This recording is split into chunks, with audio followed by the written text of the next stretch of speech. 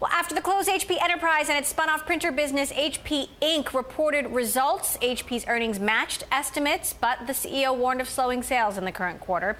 And HP Enterprise topped forecast, but also gave a disappointing forecast. CEO Meg Whitman outlined where she sees growth for the company. Take a listen. With this portfolio, we estimate we have a total addressable market of over $250 billion. And within that, there are areas of very high growth, like high-performance compute, private cloud, software-defined networking, and industrial IoT. We are already well-positioned to lead in these areas, and you will see us continue to invest in a targeted way. Crawford Del Prete, Chief Research Officer at IDC, joins me now via Skype. So, Crawford, first of all, you just got off the phone speaking with Meg Whitman herself. What did she have to say?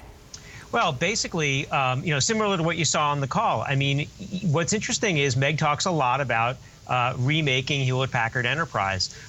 They're really a company that's focused on the enterprise infrastructure space. And I think what people need to get their heads around is that the enterprise infrastructure is changing. It's not going away. You have to, build out the cloud. You have to build out what's in private data centers. And as you just, talked about on that clip, this kind of industrial Internet of Things. There's so much data that's at the edge that Hewlett-Packard wants to capitalize on. But what's different is, and what Meg talks a lot about, is building a different size overhead structure, building a different infrastructure to support, a company that's just not as big. And you're seeing that as the company hits its one-year anniversary of Hewlett-Packard Enterprise's transformation, where, they've gone through a lot of restructuring, whether that's spin mergers in services or spin mergers in software. What we're starting to see now is this new enterprise infrastructure-focused company emerge and, make business choices that are really around how do they capitalize on better margin pools within that really core infrastructure space that can be quite competitive.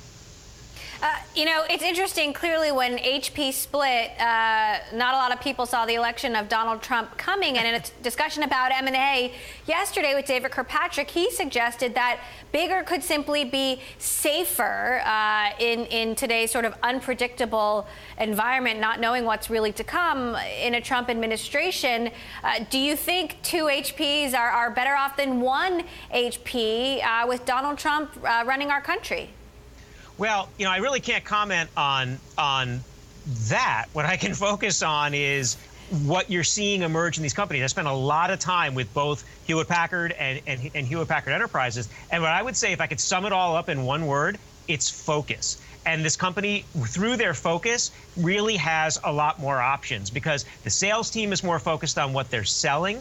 The products, the absolute amount of time they can spend on crafting the portfolio, that kind of stuff is just stronger than it's been in the past. And you really saw that in the Hewlett-Packard, in the HP Inc., the PC and printer companies, PC results today. I mean, looking at that, you basically saw the Personal Systems Group, growing 4%, and that's significantly faster than the market. That's on better execution and better products. So as far as what person is in charge, Meg actually on the call did mention she didn't see the election had a significant impact on near-term results. Longer term, tough to tell at this point. Quickly, Crawford, what sort of progress do you expect to see with regard to HPE in the cloud, given the giants that are now Amazon, Microsoft, and even Google? Yeah, so what HPE is going to focus on is helping companies that still support, hybrid cloud infrastructures have the absolute best infrastructure, and they're going to go after the highest margin pools there. And then don't forget that HPE also has significant relationships with folks like Microsoft Azure, and they want to, with their Cloudline servers, be able to have have profitable deals in that business, which is incredibly competitive. And that's where you really want to benchmark them. Can they be profitable over time supporting the public cloud? And that's really a big part of their strategy.